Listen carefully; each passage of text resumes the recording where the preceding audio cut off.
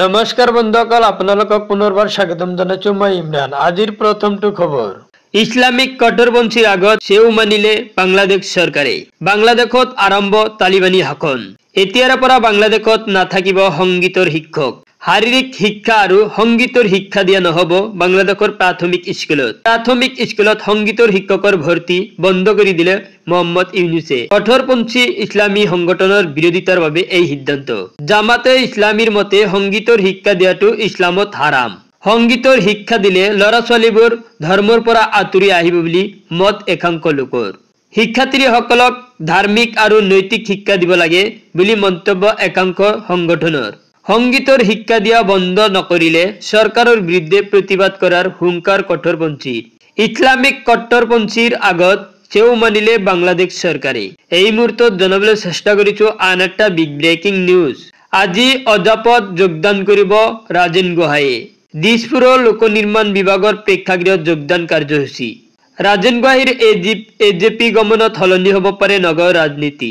নগাঁও বটদ্ৰৱাত নিৰ্বাচন খেলাৰ সম্ভাৱনা ৰাজেন গোহাঁইৰ। আজি এজেপিত যোগদান কৰিব ৰাজেন গোহাঁইয়ে। দিছপুৰৰ লোক নিৰ্মাণ বিভাগৰ প্ৰেক্ষাগৃহত যোগদান কাৰ্যসূচী আৰম্ভ হৈছে।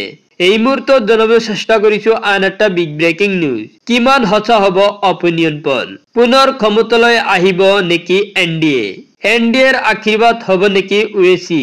বিহাৰৰ নিৰ্বাচনী সভাত মুখ্যমন্ত্ৰী হিমন্ত বিশ্ব শৰ্মাৰ চৰম মিথ্যাচাৰ। জুমেৰ বিনন্দিনীক লৈ মিছা প্ৰচাৰ চলালে মুখ্যমন্ত্ৰীয়ে। গিনিজ ৰেকৰ্ড হোৱাই নাছিল জুমেৰ বিনন্দিনী, স্পষ্ট কৰিছিল সাংস্কৃতিক মন্ত্ৰী বিমল বৰাই।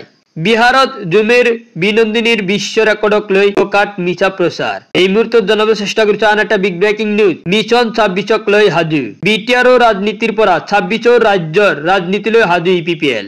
ইপিপিএলক লাগিব এইবাৰ সন্মানজনক মিত্ৰতা। কেইবাটাও সমষ্টিৰ তালিকা লৈ সাজু হৈছে ইপিপিএল। এনডিএত থাকিয়ে 26 ৰণলৈ সাজু ইপিপিএল। বিটিআৰৰ 15টা সমষ্টিয়ে লাগিব ইপিপিএলক। আন 14টা সমষ্টিৰ তালিকাও ঠিক কৰিছে ইপিপিএলে। ইমৰিয়া, মৰুগাঁও, বকো, দুধনৈ, ঢেকিয়াজুলি, ধেমাজি, ৰঙাপাৰা, নন্দুৱাৰ, বিশ্বনাথ, বিহালী, গহপুৰ, সৰুপথাৰ, কাৰ্বি আংলঙৰ 2টা সমষ্টিত বিচাৰিব ইপিপিএলে। এই মুহূৰ্তত জনাবলৈ চেষ্টা কৰিছো আন এটা বিগ ব্ৰেকিং নিউজ। পৰৱৰ্তী খবৰ, বাছ জনগোষ্ঠী দল সংগঠনৰ প্ৰতিবাদত কঁপিব গুৱাহাটী। খানাপাৰাৰ ফিল্ডৰ পৰা বেলতল ফিল্ডলৈ প্ৰতিবাদী পদযাত্ৰা।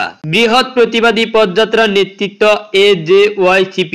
প্ৰতিবাদত অংশগ্ৰহণ মৰাণ ছাত্ৰ সন্থা, মটক যুৱ ছাত্ৰ সন্মিলন, টাই আহোম ছাত্ৰ সন্থা, টাই আহোম যুৱ পৰিষদ অসম, নিখিল ৰাভা ছাত্ৰ সন্থা, চুতীয়া ছাত্ৰ সন্থা, নাথ যোগী ছাত্ৰ সন্থা, কোচ ৰাজবংশী ছাত্ৰ সন্থা, নাথ যোগী ছাত্ৰ সন্থা, কোচ ৰাজবংশী ছাত্ৰ সন্থা, কাৰ্বি ছাত্ৰ সন্থা, ডিমাচা ছাত্ৰ সন্থা, চাহ জনজাতি ছাত্ৰ সন্থা, আদিবাসী ছাত্ৰ সন্থা, সূত্ৰধৰ ছাত্ৰ সন্থা, অসম মণিপুৰী ছাত্ৰ সন্থা, গোৰ্খা ছাত্ৰ সন্থা, প্ৰাদেশিক যোগী সন্মিলন, কলিতা জনগোষ্ঠীয় সন্মিলন, তিৱা ছাত্ৰ সন্থা, সাঁওতালী ছাত্ৰ সন্থা, কলিতা আলপাইন জনগোষ্ঠীয় সন্মিলন। জুবিন গাৰ্গৰ ন্যায়ৰ দাবী গুৱাহাটীত ওলাই আহিল হাজাৰ হাজাৰ লোক। এই মুহূৰ্তত জনাবলৈ চেষ্টা কৰিছো আন এটা বিগ ব্ৰেকিং নিউজ।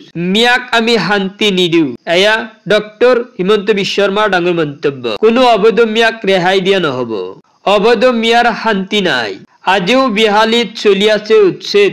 যেতিয়ালৈকে মই মুখ্যমন্ত্ৰী হৈ আছো অবৈধ মিয়াৰ শান্তি নাথাকে।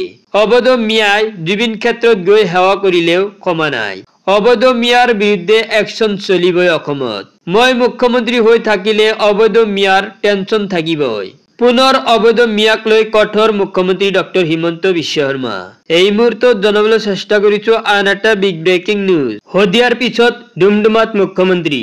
মহিলা সবলীকৰণৰ লক্ষ্যৰে প্ৰধান মহিলা উদ্যমিতা আঁচনিৰ চেক। 183 কোটি টকা ব্যয় সাপেক্ষে ডুমডুমাত বিভিন্ন প্ৰকল্পৰ আধাৰশিলা উৎসৱন। 10,000 টকাৰ চেক লৈ 13,822 গৰাকী মহিলাই চিয়ামক জনালে ধন্যবাদ। দ্বিতীয় তৃতীয় কিস্তিত লাভ কৰিব পাৰিব 25 আৰু 50,000 টকা। ডুমডুমাৰ 30,000 পৰিয়ালে অৰুণোদয় পাইছে। অৰুণোদয় নোপোৱাসকলক নতুনকৈ দিয়াৰ ব্যৱস্থা কৰিছে মুখ্যমন্ত্ৰী। কংগ্ৰেছে লুংগি, ধুতি, আঠুৱা, কম্বল বিলাইছিল। আমি ৰাইজক অৰুণোদয় দিছো, মুখ্যমন্ত্ৰী হিমন্ত বিশ্বৰ মন্তব্য। অহা 1 জানুৱাৰীৰ পৰা চিলিণ্ডাৰ ক্ৰয় কৰিলে বেংকত সোমাব 250 টকা। 10 নৱেম্বৰৰ পৰা কম মূল্যত পাব চেনি, দাইল, নিমখ।